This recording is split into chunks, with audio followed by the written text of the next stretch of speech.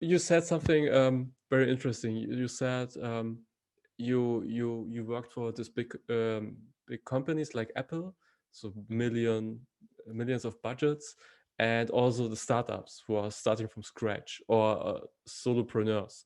So Mhm. what lessons did you learn from uh, working or seeing both sides? Are there typical lessons that you learned, or things that you say, well, this works for them, but this could also work for the solopreneur or the startup? Are there some lessons that you can share?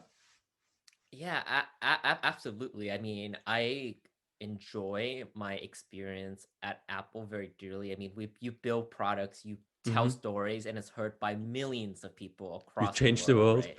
Yeah. Yeah, it does feel like that. And I think that's what we've been taught during our new employee Yeah. orientation, obviously. But at the end of the day, it does have that impact across the world. And the care, the attention through every single piece of copy or even a tweet has many people looking at it, right? And Mhm. also you have a lot of people behind a lot of these accounts, right? And I think for me, when it comes to about when I look back at my days at Apple, it was always about the attention to detail, the Mhm.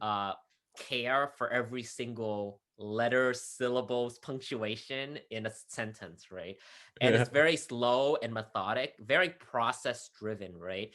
And looking back, when I first, left Apple, I always felt that we had too many processes and things moved too slow, right? But you know what? I think that's what it takes when you run a big company like that with tens of thousands decentralized employees across the world, and you're really trying to sell a product, message a product. A lot of that require a lot of discipline. And how do you stay Mhm. consistent when you have 10 people writing about the same thing, right? And how do you have that brand, you have that tone across all your writers, but also have Yes. different voices as well, right?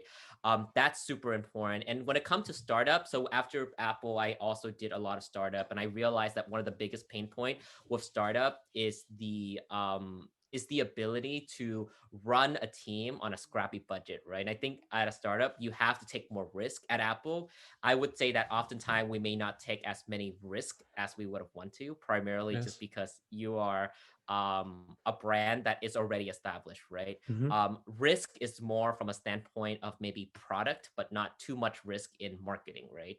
And I think for me, that's where startups need to.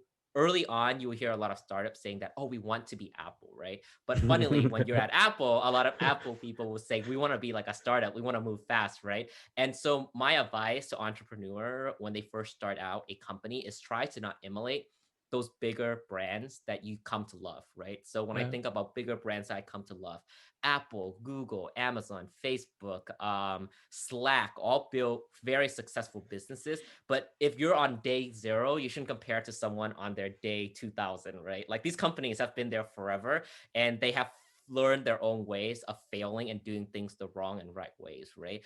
So as a startup, as a marketer, your goal is to like, how do you build up content, um, good content that takes some risk, but also content that are consistent. I Mhm. think one of the biggest mistake that content marketers or even people that try to build a personal brand is that they start but they never continue. That's always been the New Year resolution: is that you start writing in January and then you see a big dip in terms of whoever's coming back to write more in February, right? I think content marketing takes consistency and Mhm. over time, right? I think that's the biggest lesson I would have to like tell Yeah. tell the It's listener.